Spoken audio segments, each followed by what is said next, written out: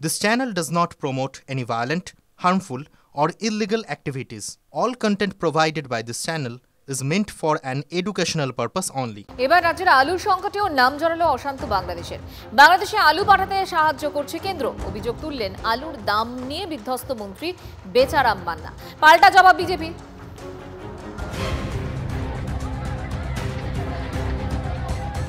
অশান্ত বাংলাদেশ।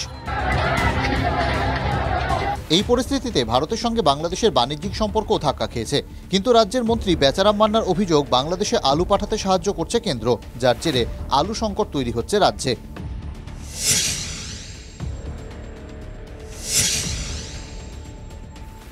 গত নভেম্বর মাসের প্রথম সপ্তাহে কেন্দ্রের বিজেপি সরকারের সহযোগিতায় তারা বাংলাদেশে আলু পাঠিয়েছে মালদার মেহেদিপুর চেকপোস্ট এবং দক্ষিণ দিনাজপুরের হিলি এবং কুচবিহারের চাংড়াবান্ধা দিয়ে ব্যাপক আলু পাস করিয়ে দিয়েছে। বিজেপি তারা রাজ্য সরকারকে অন্ধকারে রেখে তারা বাংলাদেশে আলু সাপ্লাই করে এ রাজ্যকে একটা বিপাকে ফেলতে চাইছে সাধারণ মানুষকে। দিল্লি থেকে ধর্ণা দিন। উনি তো এটা তো কদিন আগে বলেছিল না যে এই যে বাংলাদেশের বিষয়টা কেন্দ্রের বিষয়, তাই এখানে ধর্ণা না দিয়ে দিল্লিতে দিন। তো দিল্লি সরকার যখন পাঠাচ্ছে বাংলার টিভিতে বলে লাভ কি? দিল্লিতে গিয়ে প্রতিবাদ করুক, ধর্ণা দিক দিল্লির রাজপথে। কেন্দ্রের সরকার আমি যতদূর জানি কোন দেশে কি রপ্তানি করবে সেটা রাজ্য সরকারের সঙ্গে আলোচনা করে করার কথাও না। এমন তো নয় যে পৃথিবীর সমস্ত আলু পশ্চিমবাংলা সরকার কিনে রেখে দিয়েছে। সুতরাং বেচারাম মান্না কেন হঠাৎ করে দাবি করছেন কে জানে যে উনি আলুর ঠিকাদার। রাজ্যে ফের ঊর্ধ্বমুখী আলুর দাম, ফের মধ্যবিত্তের ওপর চাপল বোঝা। রাজ্যের বাইরে আলু বিক্রিতে নিষেধাজ্ঞা জারি করেছে রাজ্য সরকার, কিন্তু সেই বিধিনিষেধ প্রত্যাহারের দাবিতে কর্মবিরতি শুরু করেছেন আলু ব্যবসায়ী ও হিমঘর মালিকরা, যার জেরে ফের চড়ছে আলুর দাম। আলু ব্যবসায়ী এবং হিমঘর মালিকদের যে ধর্মঘট, সেই ধর্মঘট শুরু হয়ে গেছে এবং যার প্রভাবে কলকাতার বাজারগুলোতে আলুর দাম বেড়ে গিয়েছে। কলকাতায় একাধিক বাজারে জ্যোতি আলু বিকোচ্ছে 36 থেকে 40 টাকা প্রতি কেজিতে। চন্দ্রমুখী আলুর দাম হয়েছে 42 টাকা। যত না বাড়ে ততই ভালো। সাধারণ মানুষের তো চিন্তা করা দরকার আছে না, আমরা যাবো কোথায়?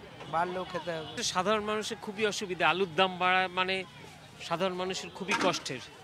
সে গরিব হোক বড় লোক হোক, প্রত্যেকেরই আলুর প্রয়োজন আছে, তাহলে আলু ছাড়া চলে না। আমজনতা নাজেহাল হলেও আলু নিয়ে রাজনীতির অন্ত নেই। এবার সেই চাপানুতরের সঙ্গে জড়িয়ে গেল অশান্ত বাংলাদেশের নামও। সোমা দাস ও প্রদীপ্ত কান্তি ঘোষের রিপোর্ট, TV9 বাংলা। এবার স্বাস্থ্যক্ষেত্রেও বারবার ইডির নজর। আরজি করের দুর্নীতির পর এবার 7 বেসরকারি মেডিকেল কলেজে ভর্তি নিয়ে দুর্নীতির অভিযোগ। ইডি স্ক্যানারে NRI কোটায় ভর্তি, ভুয়ো নথি দিয়ে 8.5 কোটি টাকায় ডাক্তার তৈরি হচ্ছে। কারা ডাক্তার হচ্ছেন? কারা আমার আপনার চিকিৎসা করবেন? আমার কথা রাগ করবেন না ম্যাডাম, যে 59 জনের কথা বলা হচ্ছে, আপনি যেটা চাইছেন, আপনি যদি খাতা দেখেন, এই 59 জন মানে পাস করার যোগ্য হবে না ম্যাডাম। একটা 100-তে 10 পাওয়ার যোগ্যতা থাকবে না। সবার তারা গোল্ড মেডেল পেয়েছে ম্যাডাম। নবান্নে মুখ্যমন্ত্রীর সামনে জুনিয়র ডাক্তার অনিকেত মাহাতোর এমন অভিযোগ শুনে কেঁপে গিয়েছিল বাংলা। গোল্ড মেডেল পাওয়া ডাক্তার নাকি 100-এ 10ও পাবেন না। কারা ডাক্তার হচ্ছেন? কাদের ভরসায় হাসপাতালে বা চেম্বারে যাবে আমজনতা? এই প্রশ্নটাই আরও একবার তুলে দিল এনফোর্সমেন্ট ডিরেক্টরেটের তল্লাশি। মঙ্গলে অমঙ্গলের আশঙ্কা। কেন? NRI কোটায় মেডিকেল পড়ুয়া ভর্তি নিয়ে দুর্নীতির অভিযোগ। রাজ্যের 7 বেসরকারি মেডিকেল কলেজের NRI কোটায় ভর্তি ইডি স্ক্যানারে। NRI কোটায় ভুয়ো নথি দিয়ে ভর্তির অভিযোগ। ভুয়ো নথি দিয়ে ভর্তি? কেন এমন অনিয়মের সমর্থনের অভিযোগ উঠছে? নেপথ্যে বিপুল পরিমাণ টাকার খেলা। কারা ডাক্তার হচ্ছেন? 7 বেসরকারি মেডিকেল কলেজের প্রতিটিতে 23টি করে NRI কোটার আসন। এই কোটায় প্রতি বছর প্রতি পড়ুয়াকে দিতে হয় 1,20,00,000 থেকে 1,70,00,000 টাকা, অর্থাৎ ন্যূনতম বছরে 28 কোটি টাকা আয় হয় এক একটি মেডিকেল কলেজে। তবে কি ভুয়ো নথি দিলে এই 8.5 কোটি টাকায় ডাক্তার? এরা কি চিকিৎসা করবেন? স্বাস্থ্য দফতর কি করছে?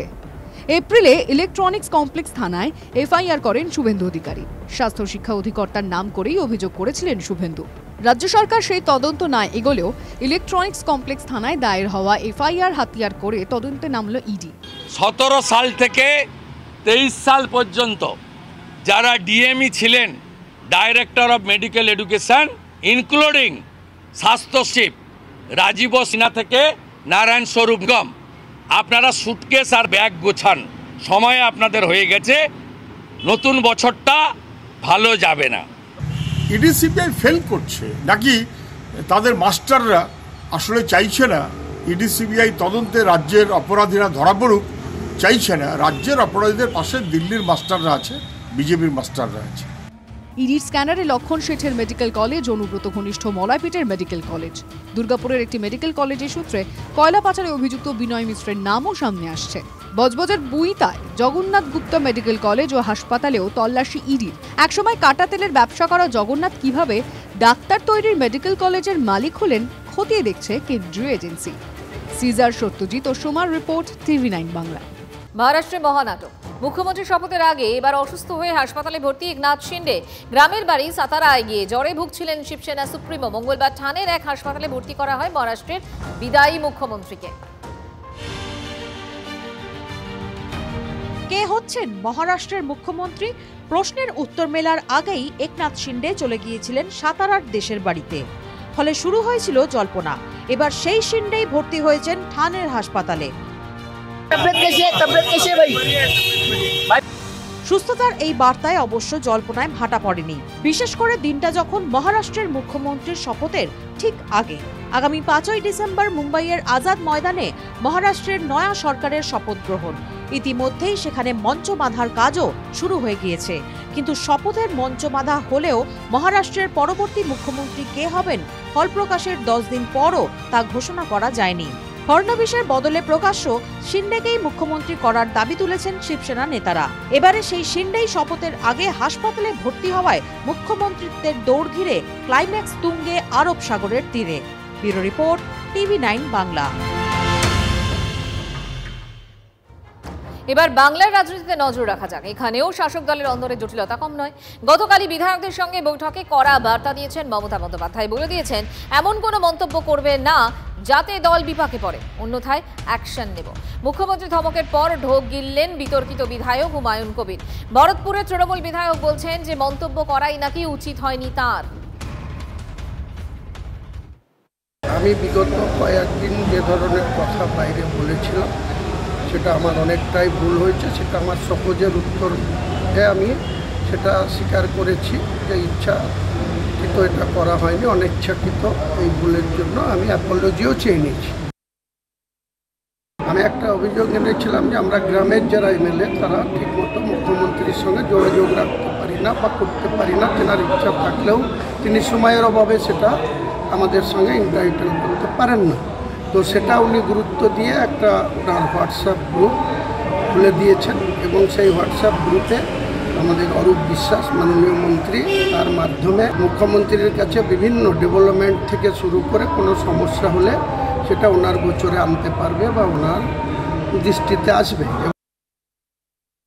হুমায়ুন কবির চোখ পাল্টি করলো, এগুলো এদের বিধায়কদের বলা না বলা, এটা একটা পারিবারিক পার্টি, কোম্পানির মতো চালায়, একটাই পোস্ট, বাকি সব ল্যাম্প পোস্ট।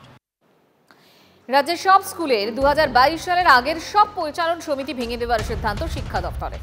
পরিবর্তে প্রত্যেক স্কুলে প্রশাসক নিয়োগ করবে শিক্ষা দপ্তর। দীর্ঘদিন ধরে স্কুলগুলোয় পুরনো পরিচালন সমিতি কাজ করছিল, এবার সব কমিটি ভেঙে দিল শিক্ষা দপ্তর।